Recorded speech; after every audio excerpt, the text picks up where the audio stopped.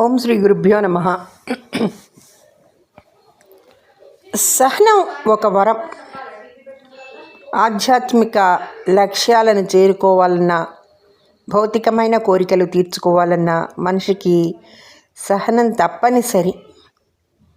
నిర్దిష్ట లక్ష్యాలను సాధించడానికి భావోద్వేగాలను అదుపులో ఉంచుకుంటూ నిరంతరం అంకిత భావంతో చేసే కృషే సహనం. అవాంతరాలను ఆత్మస్థైర్యంతో పట్టుదలతో ఎదుర్కొని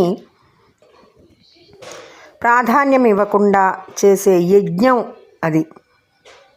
ఏ రంగంలోనైనా కోరుకున్న ఫలితాలను సాధించాలంటే సహనం చాలా అవసరం. ప్రపంచ మనుగడంతా కూడా సహనశీలతతోనే ముడిపడి ఉంది. మనిషి సంకుచితత్వం, స్వార్థం, పాపాలు, అతిక్రమణలు, ప్రేమరాహిత్యం అన్నింటినీ ఈ పుడమి తల్లి భరిస్తోంది. అందుకేనేమో తమిళ కవి తత్వవేత్త తిరువళ్ళువార్ సహనాన్ని భూమాతతో పోల్చి చెప్పారు. పిల్లలతో తల్లిదండ్రులు, కన్నవారితో పిల్లలు, యజమానులతో కార్మికులు, అధికారులతో ఉద్యోగులు ఎన్నిటినో భరిస్తారు. సహనం లోపిస్తే కుటుంబ, సంఘ జీవితాలు అస్తవ్యస్తమవుతాయి. హాయి మాయమైపోతుంది.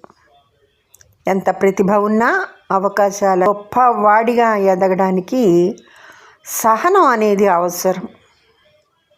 అది లోపించడం వల్ల కలిగిన అనర్థాలకు చరిత్ర, పురాణాలు సాక్ష్యమిస్తాయి. గొప్ప గొప్ప సామ్రాజ్యాలు కూలిపోయాయి. నియంతలు మట్టి కరిచారు. అసహనంతో నిండిన మనసు అసూయ ద్వేషాలకు నిలయం. ఈ నేపథ్యంలో శ్రీకృష్ణుడు పాండవులకు సహనం పాటించడంలోని గొప్పతనాన్ని చెప్తూ పని చేస్తూనే చేయనట్లుండమని, నిజమైన యోగి లక్షణం స్థిత ప్రజ్ఞత అని అంటాడు. కొన్ని పరిస్థితుల్లో సహనం వేదనని రగిలిస్తుంది. అయినా సరే సంయమనం కోల్పోకూడదు. లక్ష్య సాధనలో ఆటుపోట్లు తప్పవు. కష్ట నష్టాలను భరించగలిగే సహనాన్ని బట్టి వ్యక్తిత్వాన్ని అంచనా వేయవచ్చు. ఎదురయ్యే పరిస్థితులు ఎటువంటివైనా సుఖ దుఃఖాలు, జయాపజయాలు శీతాకాలం, వేసవికాలాల్లా మారిపోయే ఋతువుల్లాంటివి. చలించిపోకుండా సహనంతో నేర్చుకోవాలంటాడు గీతలో శ్రీకృష్ణుడు. సహనం లేని దుర్యోధనుడు కురుక్షేత్ర సంగ్రామానికి కారణమైతే అశోకుడి సహనం ఇక్కడ తెరిచింది. సహనం మానసిక స్వచ్ఛతకు దారి చూపి భగవంతుడి అనుగ్రహానికి చేరువ చేస్తుంది.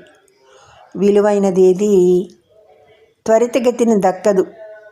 ఓర్పు ఉంటేనే లక్ష్య సాధనలో ఆటుపోట్లను ఎదుర్కోవచ్చు.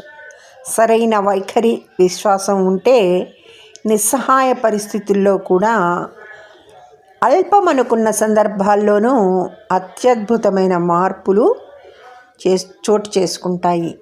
పైన చూసినప్పుడు పరిస్థితులు క్లిష్టంగా తోస్తాయి. అవి చక్కబడడానికి ఎంతో నిరీక్షణ అవసరం. దైవంపై విశ్వాసం ఉంచి సహనాన్ని ప్రదర్శిస్తే కొండలను సైతం కదిలించవచ్చు.